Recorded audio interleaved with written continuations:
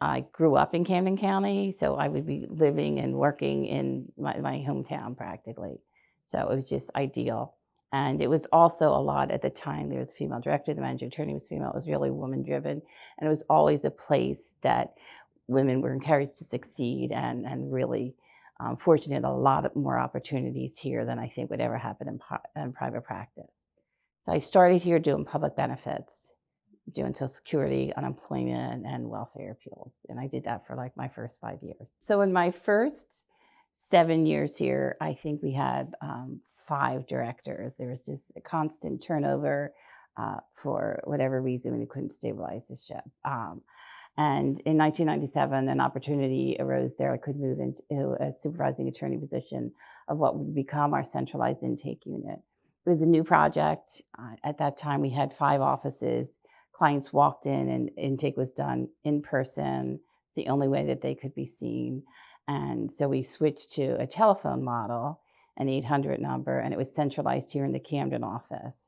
And it was a huge changeover for the whole thought process of how to deal with clients. Today it's unimaginable to think that we made people walk into our office, but in 1997, that was really state of the art. That's all everyone did. So it was a huge shift in our program priorities. It was a shift in what we had to do. And there's some issues internally people pushed back, but we had great support at the time with Ellison J, and they helped us technology-wise always. And it made a change in how we dealt with our clients program-wide, and it probably unified us. At that time, we were a 5-county program. So we have Camden, which is fairly urban, but we also had at that time Bridgeton, Vineland, which is very rural. People don't always understand, what farmland is in South Jersey, but a large part of our service area is like, cornfields and cattle. That's it. And a lot of our clients, so it was easier for them to get here. So I became a supervising attorney in the centralized intake unit and became part of the management team of CRLS. And then at that time, I was asked to take over our pro bono program, our PAI.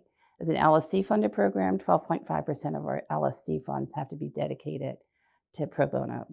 So I became really involved with the bar associations and with Rutgers Law School.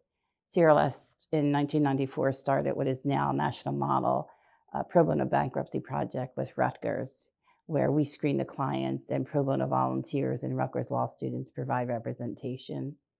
And it's very, very strong now. The judiciary is involved. We meet quarterly with them. It's a really fabulous project, but it forced me to go out and see a different aspect. It wasn't just seeing clients all the time. It was working with a private bar and making sure that they were supporting us and our mission in our work. And a year later, we decided to have a consumer law project. And so I oversaw that too. So I had like alphabet soup, you say, anything that has. So the consumer law project, had to handle bankruptcy cases because I wasn't familiar with it. We did some fair debt collection actions, and I supervised other attorneys who were handling those cases. But I took some cases so I would learn. So I did litigate a little bit then. And so that was just a different perspective of serving clients and seeing the importance of getting them in the door and providing different ways to represent them, through the pro bono council, and seeing really the importance of having the private attorneys as an equal partner with us and viewing us as equal partners in the mission to access to justice for everybody.